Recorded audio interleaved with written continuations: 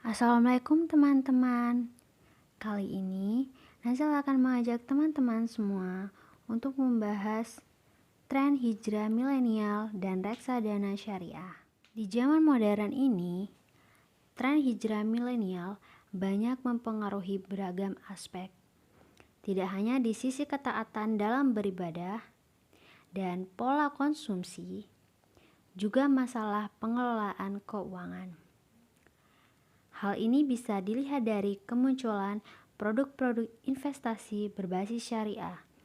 Salah satunya adalah reksadana. Walaupun produk reksadana syariah sudah ada sejak tahun 1997, namun kenaikan dana kelolaan yang signifikan baru terasa di beberapa tahun belakangan ini.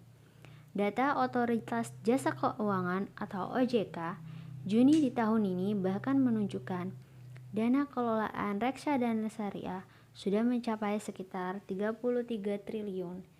Angka ini sangat signifikan jika dibandingkan dengan tahun 2014 yang hanya 11 triliun. Tahukah kalian apa itu reksadana syariah? Reksadana syariah yaitu dana untuk menghimpun dana masyarakat yang kemudian dengan manajer investasi dana tersebut akan dialokasikan kepada instrumen-instrumen pasar uang syariah ke surat berharga syariah, suku, maupun saham-saham yang masuk dalam daftar efek syariah. Investasi di reksadana syariah ini sangat bagus karena di satu sisi kita mendapat keuntungan dan di sisi lain kita mengikuti ajaran agama.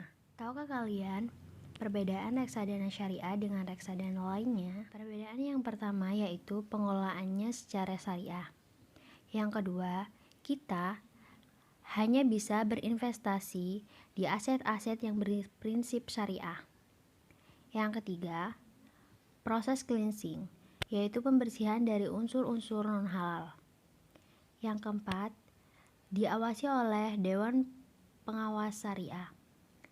Yang kelima, menggunakan akad-akad syariah. Kalian tentunya ingin tahu bukan, apa saja jenis reksadana syariah? Yang pertama, reksadana syariah saham. Reksadana ini menanamkan sebagian besar investasinya pada instrumen saham yang termasuk ke dalam saham syariah. Pada umumnya, 80% dana kelolaan akan ditempatkan di saham, serta maksimal 20% akan ditempatkan pada instrumen pasar uang berbasis syariah. Adapun saham dan pasar uang yang dijadikan portofolio investasi akan mengacu pada daftar efek syariah yang ditetapkan oleh OJK. Imbal hasil reksadana ini termasuk yang paling tinggi, rata-rata di atas 10% sampai dengan 20% per tahun. Namun, return yang tinggi tersebut diiringi dengan resiko yang tinggi pula. Oleh sebab itu, reksadana ini lebih cocok untuk kalian yang punya target keuangan yang ingin dicapai dalam waktu 5 tahun atau lebih. Yang kedua, ada reksadana syariah campuran. Reksadana ini didesain bagi investor yang khawatir akan risiko fluktuasi saham tetapi juga tidak ingin return pendapatan tetap yang terlampau rendah. Menghadapi ini, pengelola reksadana menawarkan pengelolaan kombinasi campuran antara saham dan pendapatan tetap. Reksadana ini menempatkan investasi secara menyebar pada instrumen saham, suku, dan pasar uang. Return reksadana campuran ini biasanya berada di tengah-tengah antara saham dan pendapatan tetap. Resikonya pun berada di antara kedua instrumen tersebut. Perlu diingat bahwa reksadana ini memiliki resiko yang lebih tinggi dibanding pendapatan tetap, sehingga sebaiknya digunakan untuk target tujuan keuangan menengah 3-5 tahun. Selanjutnya ada reksadana syariah pendapatan tetap. Reksadana ini menempatkan mayoritas dana investasi di instrumen sukuk yang diterbitkan oleh negara Republik Indonesia maupun korporasi yang memiliki peringkat minimum BBB atau investment grade atau yang setara yang ditawarkan melalui penawaran umum.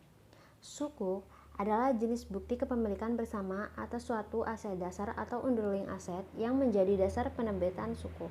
Sukuk memberikan imbal hasil tetap kepada reksadana selama jangka waktu yang telah ditetapkan. Oleh sebab itu, return reksadana ini jelas sudah pasti tidak sefluktuatif reksadana saham. Kepastian return tersebut berimplikasi pada tingkat imbal hasil yang tidak setinggi reksadana saham. Reksadana jenis ini lebih cocok untuk tujuan keuangan jangka pendek dan menengah, yaitu di antara 1-3 tahun. yang membutuhkan kepastian dan resiko yang rendah. Yang terakhir ada reksadana syariah pasar uang. Reksadana ini berinvestasi 100% di instrumen pasar uang berbasis syariah dalam negeri, seperti sukuk dan deposito syariah. Jenis reksadana ini menempatkan dana instrumen keuangan jangka pendek yang resikonya paling rendah. Keunggulan reksadana ini adalah faktor keamanan serta likuiditas. Reksadana ini paling aman di antara jenis reksadana lainnya. Namun, karena paling aman, rate jenis reksadana ini paling kecil. Oleh karena itu, reksadana ini lebih cocok jika ingin berinvestasi dalam jangka pendek atau sekitar 1 tahun. Sekian materi dari Naza kali ini. Terima kasih, sampai jumpa kembali. Wassalamualaikum warahmatullahi wabarakatuh.